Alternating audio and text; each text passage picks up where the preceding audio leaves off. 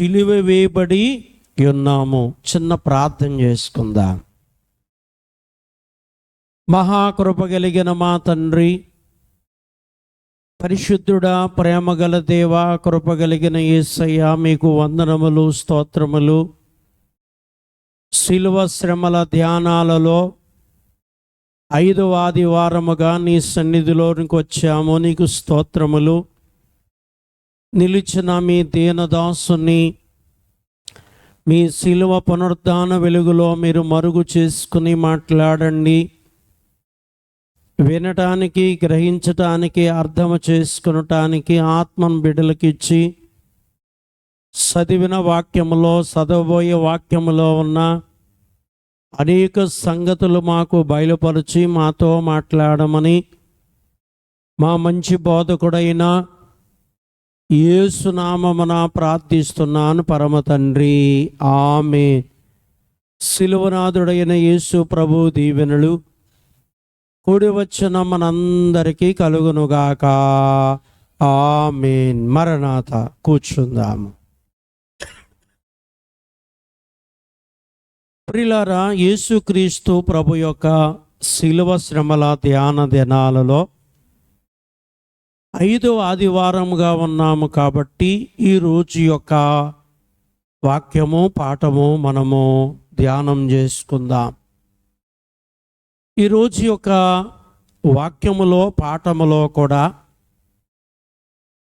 శిలువ గుర్తు యొక్క విలువను గురించిన అనేక మాటలు ఉన్నాయన్నమాటండి. శిలువ గుర్తు యొక్క విలువలు. శిలువ గుర్తు అంటే మనము తైలముతో శిలువ గుర్తు వేసుకుంటాం. తైలము లేకపోయినా శిలువ గుర్తు వేసుకుంటూ ఉంటాము. చాలామంది ఎక్కడికైనా ప్రయాణానికి వెళ్ళేటప్పుడు, ఇంట్లోంచి బయటకు వచ్చేటప్పుడు ప్రియులారా శిలువ గుర్తు వేసుకుని తైలముతోనో ఒట్టుగానైనాను ఎలాగైనా శిలువ గుర్తు వేసుకుని ప్రార్థన చేసుకుని వారు బయలుదేరుతూ వారు వెళ్ళుచున్నటువంటి వాహనాలకు కూడా, బైక్ మీద వెళ్తున్నారో, కారు మీద వెళుతున్నారో, ప్రియులారా దేనికైతే వెళుతూ ఉన్నారో, నా అలవాటు అయితే ప్రియులారా నేను ప్రభులోకి వచ్చిన కాడి నుంచి కూడా ఆటో ఎక్కానంటే ఆటోకు శిలువ గుర్తు వేస్తాను. నీకు కూర్చున్న కాడ ఎదురుగా. బస్సు ఎక్కాను అనుకోండి, బస్సుకు కూడా నా ఎదురుకుండా శిలువ గుర్తు వేసుకుంటాను. ట్రైన్ ఎక్కాను అనుకోండి, ట్రైన్ కూడా నా ఎదురుకుండా, అంతా కాదు నా ఎదురుకుండా శిలువ గుర్తు వేసుకుంటా. బైక్ మీద బయలుదేరితే శిలువ గుర్తు వేసుకుని చిన్న ప్రార్థన చేసుకుని బయలుదేరుతాం. కారు మీద బయలుదేరితే చిన్న శిలువ గుర్తు వేసుకుని బయలుదేరుతాం. ప్రియులారా ఇలాగున ప్రతి విషయంలో కూడా శిలువ గుర్తు. ఇంకొకటి ఏంటంటే, నేను భోజనం చేసినప్పుడు కూడా ఆ భోజనానికి కూడా శిలువ గుర్తు వేస్తాను. టిఫిన్ చేసినప్పుడు కూడా ఆ టిఫిన్కి కూడా శిలువ గుర్తు వేస్తా. టీ తాగేటప్పుడు కూడా ఆ టీ గ్లాసుకి శిలువ గుర్తు వేస్తూ ఉంటాను. ప్రియులారా శిలువ గుర్తు అనేది చాలా మనకు ఆశీర్వాదకరంగా ఉన్నటువంటి మాట, చాలా దీవెనకరమైనటువంటి మాట. ఆ శిలువ గుర్తు ద్వారా ప్రియులారా దేవుడు మనల్ని కాపాడుతూ ఉంటాడు. ఆ శిలువ గుర్తు ద్వారా ఎన్నో అపాయాలు దేవుడు తప్పిస్తూ ఉంటాడు. ఆ శిలువ గుర్తు ద్వారా మనము తాగేవి, తినే వాటిలో తేడా, వాటి వల్ల మనకి తేడా వచ్చేలాగా ప్రాబ్లమ్స్గా ఉన్నా దేవుడు వాటిని క్లియర్ చేయగల శక్తివంతుడు.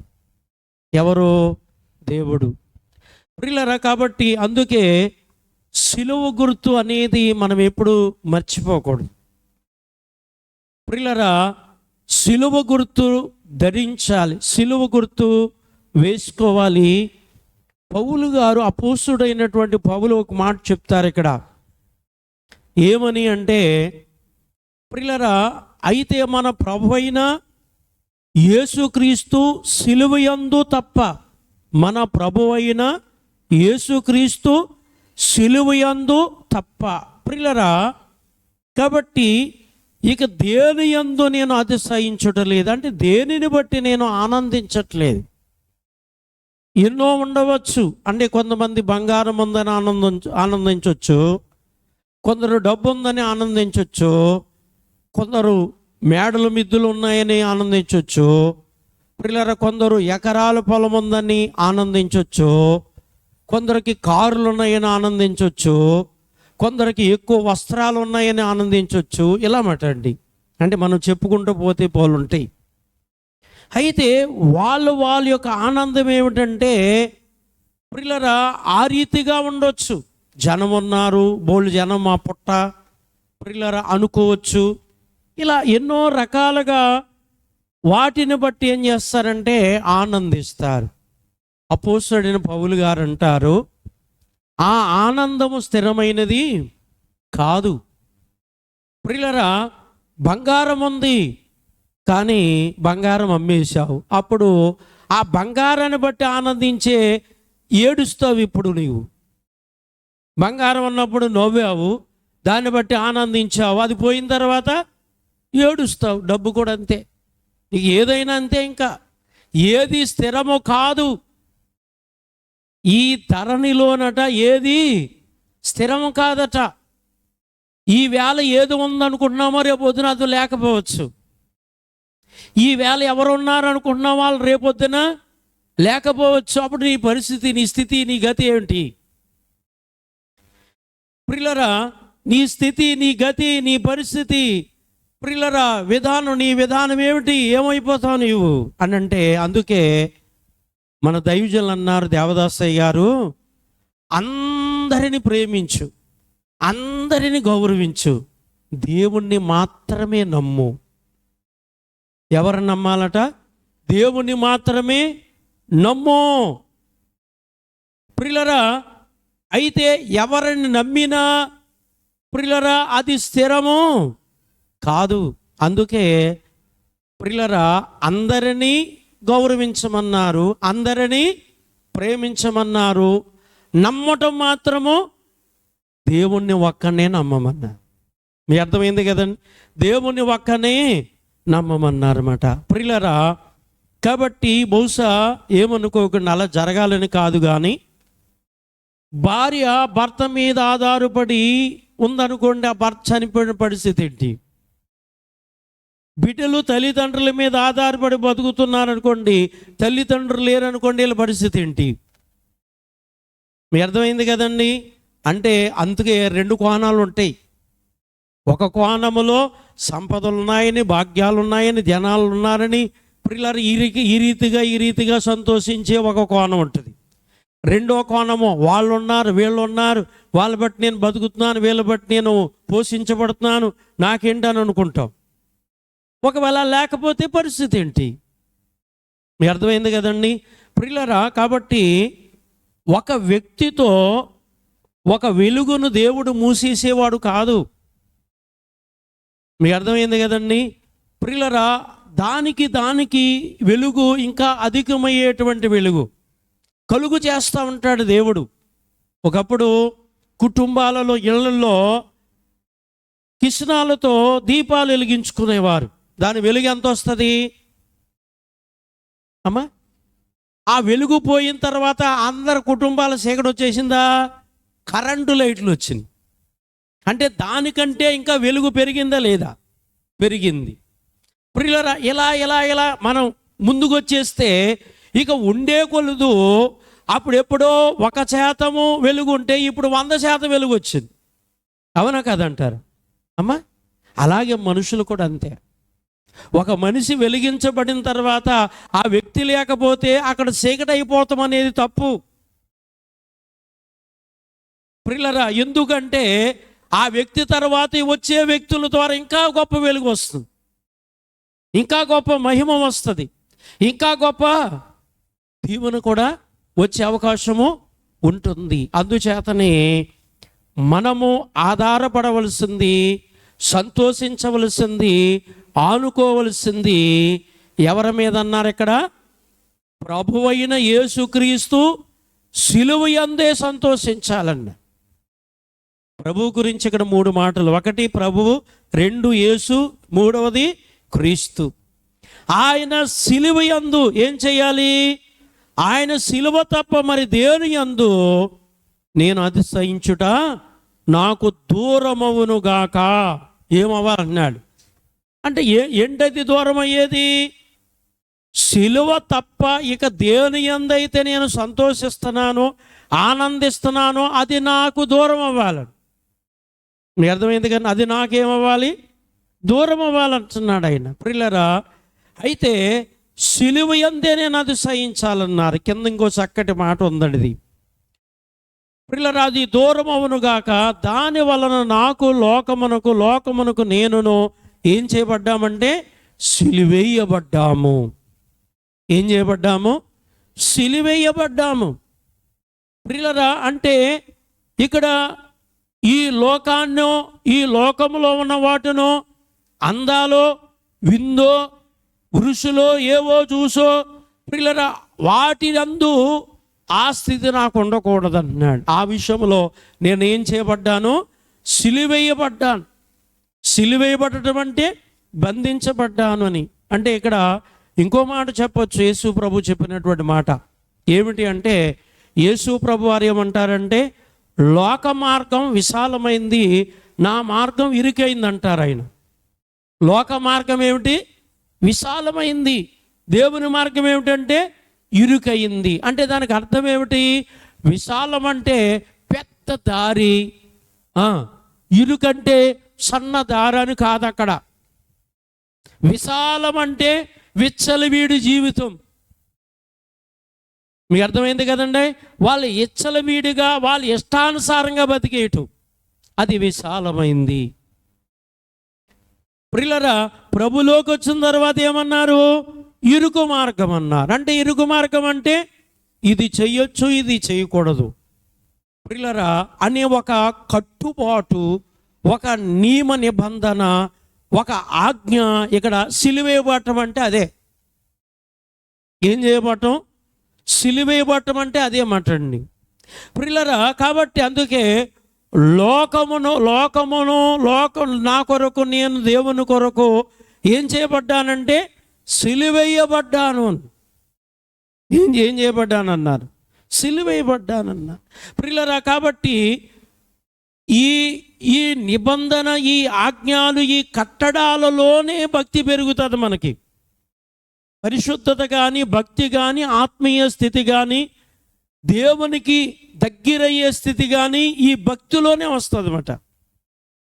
ఈ భక్తి లేకుండా మన ఇష్టానుసారమైన జీవితము, మన ఇష్టానుసారమైన బ్రతుకు మనం బ్రతుకుతున్నామనుకోండి, ఎప్పుడు దేవునికి దూరంగానే ఉంటాం. మీకు అర్థమైంది కదండి? ఎప్పుడు దేవునికి ఏమైపోతాం? దూరం అయిపోతాం. ఎప్పుడు అంటే ఆయనకి ఇష్టలుగా మనం జీవిస్తే ఆయనకి దగ్గర అవుతాం. ఆయనకి విరోధముగా జీవిస్తే ఆయనకి ఏమైపోతాం? మనం దూరం అయిపోతాం ప్రియులారా.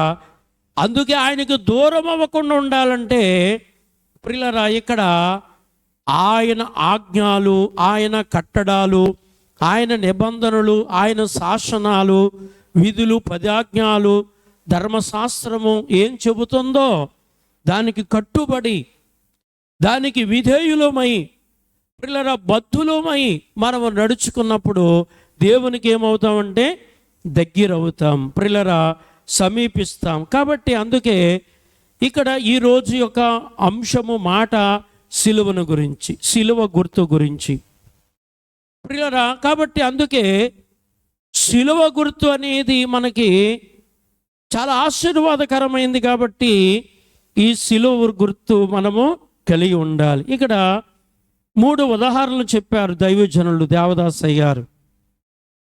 ఈ 3 ఉదాహరణలో ప్రియులారా, మొదటి ఉదాహరణ ఏమిటంటే, ఒక స్త్రీ ఉంది, ఆమె శరీరమందు 2 రకాలైన జబ్బులు ఉన్నాయి. ఎన్ని ఉన్నాయంట? 2 రకాలైనటువంటి జబ్బులు ఉన్నాయి.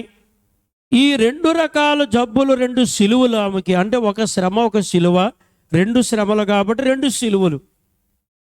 ప్రియులారా, ఈ జబ్బులు పోవాలని ప్రభు దగ్గరికి వచ్చి ఆమె కట్టు వస్త్రం అంటే పవిటి చెంగు అనుకోవచ్చు మనం.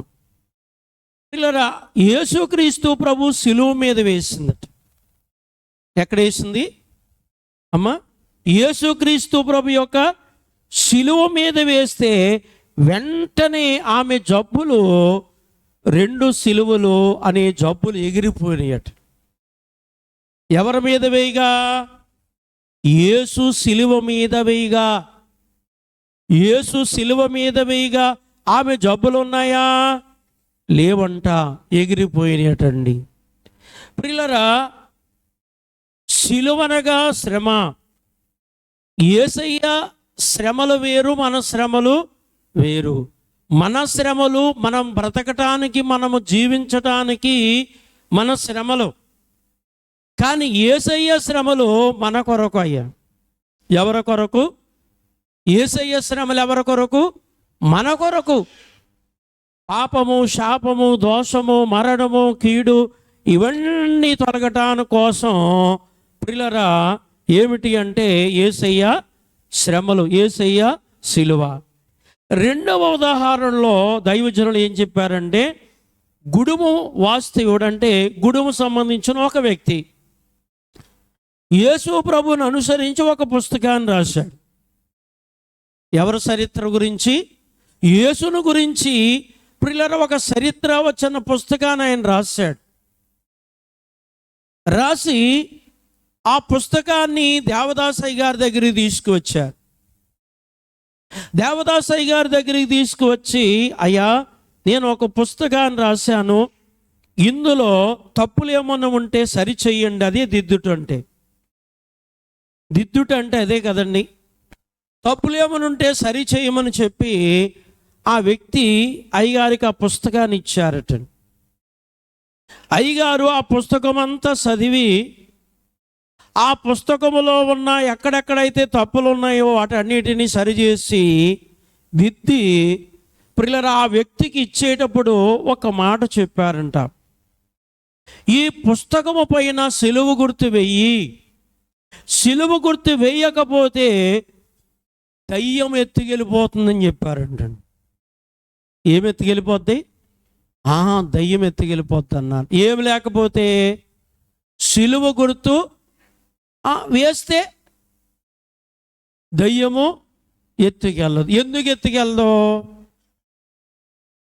మాట్లాడట్లేదు. సిలువ యేసయ్య సిలువ సైతాను శిరస్సును చితక్కొట్టేసింది. మీకు అర్థమైంది కదండి. యేసయ్య సిలువ సైతాను యొక్క శిరస్సును ఏం చేసింది? చితక్కొట్టేసింది. కాబట్టి సిలువను చూడగానే ఇప్పుడు ఎవరికి భయము? కరోనా వచ్చిందంటే ఎవరికి భయము? మనందరికీ భయమే.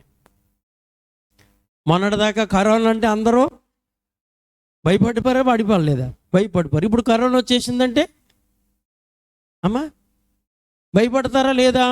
ఖచ్చితంగా భయపడతారు. అలాగా సిలువ సైతానును తొనకలు చేసేసింది.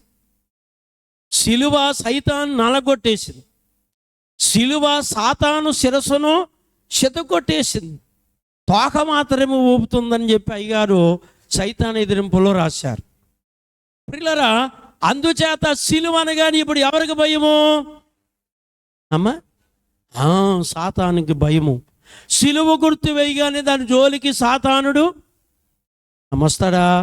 రాడు. సిలువ విలువ కొంతమందికి తెలియదు. అయ్యగారు సిలువ విలువ ధ్యాన కలువ అన్నారు. సిలువ విలువ ధ్యాన కలువ. సిలువ ఎంతో విలువ ఎవరికి కలుగుతుందంటే ఆ సిలువను ధ్యానము చేసేవారికి. ఇదే పౌలు 1 కొరింథీలో కూడా 1:18 రాస్తూ, సిలువను గురించిన వార్త నశించుచున్న వారికి వెర్రితనము, కానీ రక్షింపబడుచున్న మనకి దేవుని శక్తి. ఎవరి శక్తి అంటే? దేవుని శక్తి. ప్రియులారా, కాబట్టి అందుకే సిలువను గురించినటువంటి వార్త నశించే వారికి వెర్రితనము, కానీ రక్షించబడుచున్నటువంటి వ్యక్తి వారికి దేవుని. అయ్యగారు ఎప్పుడైతే ఈ సిలువ గుర్తు వేయి లేక దెయ్యం ఎత్తుకుపోతా అన్నారో అతనికి భయం వచ్చింది. అయ్యో నిజంగా దెయ్యం ఎత్తుకుపోతాయేమో అని చెప్పి భయపడి అతను ఏం చేశాడు? ఆ పుస్తకంకి పైన సిలువ గుర్తు వేశాడట. దెయ్యం పట్టుకెళ్ళిందా? పట్టుకెళ్ళలేదట. తెల్లారి పొద్దున ఈ పుస్తకము అచ్చు వేసి ఆఫీస్కి పట్టుకెళ్ళి ఇచ్చి ఎన్నో పుస్తకాలు వేసి ఎందరికో దేవుని గురించి ఆ సువార్త, ఆ పుస్తకాలు చదివిన వాళ్ళందరికీ యేసుని గురించి, ఆ వ్యక్తి రాసిన మాటలను గురించి అవన్నీ తెలిసాయి. దేవుని సువార్త వెలుగులోకి వచ్చింది. ఎలా వచ్చింది? వెలుగులోకి వచ్చింది. ప్రియులారా, అదే రకంగా అంట రాజమండ్రిలో ఒక ఆయన పుస్తకం రాశాడట. అంటే ఇవి కట్టుకథలు కాదు, కల్పన కథలు కాదు, నిజంగా జరిగిన విషయాలు. ప్రియులారా, రాజమండ్రిలో కూడా ఒక వ్యక్తి రాశాడట. గుడాన్ని, తాడేపల్లి గూడెంలో ఒక ఆయన రాసిన చరిత్ర ముందు చూసాం. రెండో వ్యక్తి ఎవరంటే రాజమండ్రి. ఏమంటారంట? రాజమండ్రిలో కూడా ఒక వ్యక్తి ప్రియులారా కాబట్టి రాశారట. రాజమండ్రి గురించి అయ్యగారు చెప్పారు, కానీ చెప్పను. కానీ రాజమండ్రిలో కూడా ఒక వ్యక్తి ప్రియులారా రాశారు. అక్కడ ఏముంది అంటే ప్రియులారా, ఆయన కూడా ఓ పుస్తకాన్ని రాసి అయ్యగారి దగ్గరికి తెచ్చాడట. తన జ్ఞానానికి తోసినట్టుగా ప్రభు గురించి రాశాడు.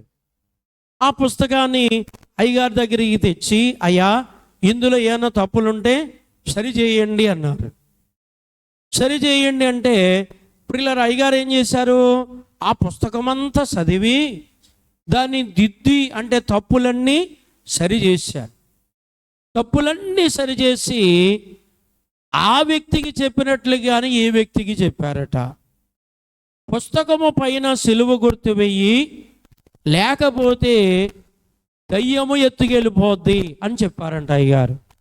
ఇతడు భయపడ్డాడా? అమ్మా, దేనికి భయపడలేదు? దయ్యానికి కాదు, అక్కడ దయ్యం ఎత్తుకుపోతుందని భయం. దయ్యానికి కూడా భయపడతాం కాదు, అక్కడ పుస్తకం పట్టుకుపోద్దని భయం. మొదటి వ్యక్తి దయ్యం పట్టుకెళ్ళిపోతే సిలువ గుర్తు వేయపోదని అయ్యగారు చెప్పారు. అతడు అయ్యో దయ్యం ఎత్తుకుపోతా, నేను ఇంత కష్టపడి రాసిన పుస్తకాలని చెప్పి భయపడి దయ్యానికి భయపడలేదు, అక్కడ పుస్తకం పట్టుకుపోతాడని భయమట. కనుక దానికి సిలువ గుర్తు వేశాడు.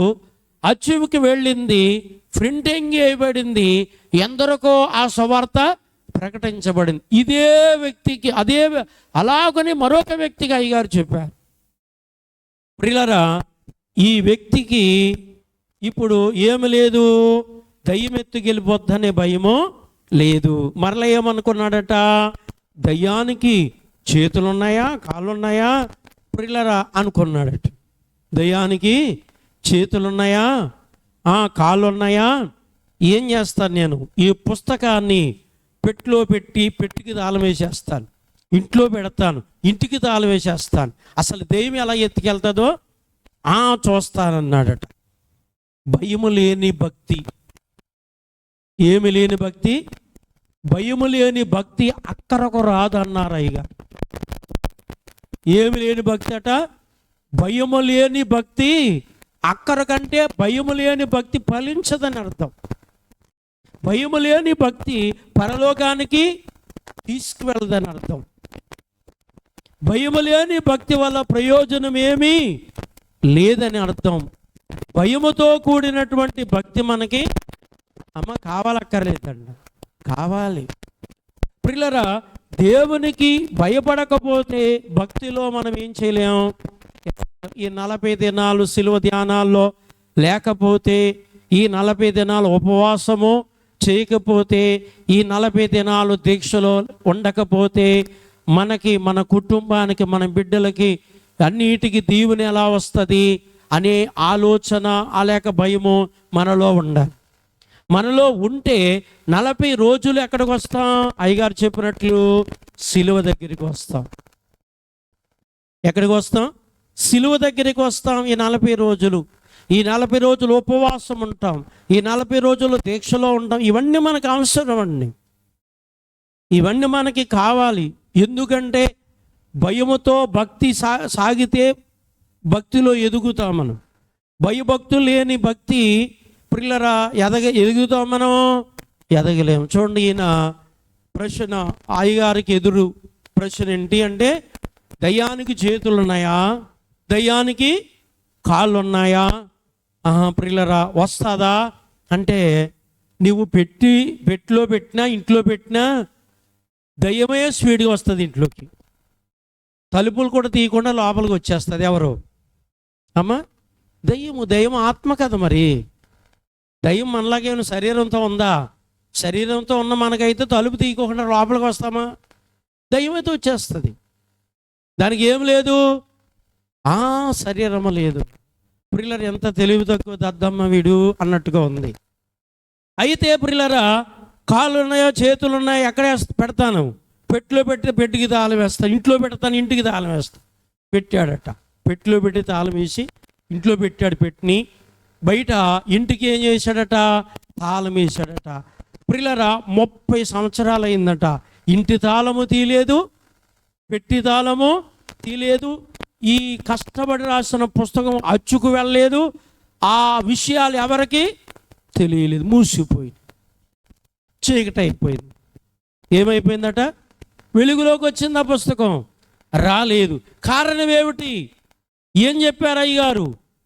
ఆ పుస్తకానికి ఏమేయమన్నారు? సిలువ గుర్తు వేయమన్నారు. వేశాడా? ప్రియులరా, వెయ్యలేనందున అంటే ఆ సిలువ విలువ లేకపోవటం వల్ల సాతాను మరుగు చేసిందన్నమాట ఆ రాసిన పుస్తకాన్ని. ఆ పుస్తకం వెలుగులోకి వెళ్ళటానికి సాతాను ఏం చేసింది? అక్కడ మరుగు చేసేసింది. ప్రియులరా, అందుచేతనే ఏం అవసరం అంటే సిలువ గుర్తు అవసరం. ఏ గుర్తు అవసరం?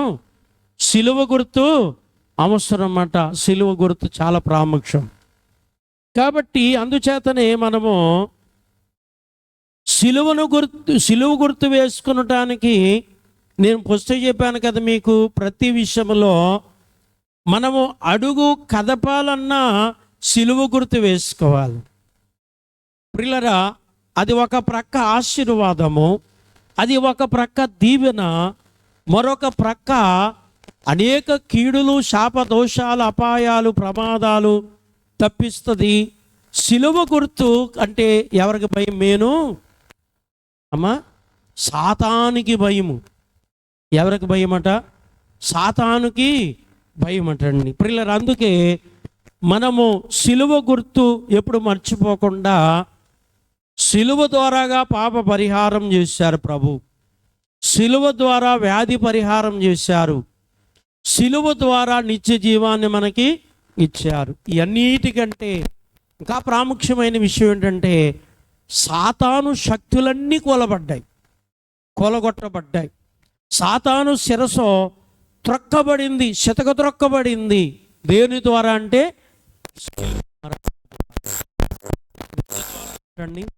సిలువ మరణము ద్వారా. అందుచేతని మనము ఏది చేసినా సిలువ గుర్తు వేసుకునటం మాత్రము మర్చిపోకుండా, సిలువ గుర్తు వేసుకునటముగా మర్చిపోకుండా మనము చక్కగా సిలువ గుర్తు వేసుకుని ప్రార్థన చేసుకుని వెళ్ళటం వల్ల కూడా గొప్ప ఆశీర్వాదము, గొప్ప దీవెన మనము చూస్తాం. కాబట్టి ప్రియులారా, అలా మనం చేద్దాం. ఈ మాటలు ప్రభు మన వినికుల్లో దీవించుగాక. దయగల ప్రభువా, ప్రేమగల తండ్రి, మీకు స్తోత్రములు. ఈ దినమందు సిలువ యందు ఆనందమని పౌలు గారు చెప్పినట్లు, ఇక దేని యందు నేను ఆనందించిన అది నాకు దూరం అవుతుందని ప్రభువా తెలియపరిచినట్లుగా, ప్రభువా సిలువ మాకు విలువ, సిలువ శక్తి అన్నారు. కాబట్టి విన్న ఈ మాటలు మా అందరి హృదయంలో నిలిచి ఫలించినట్లు దీవించమని యేసు నామమున ప్రార్థిస్తున్నాను పరమ తండ్రి. ఆమేన్.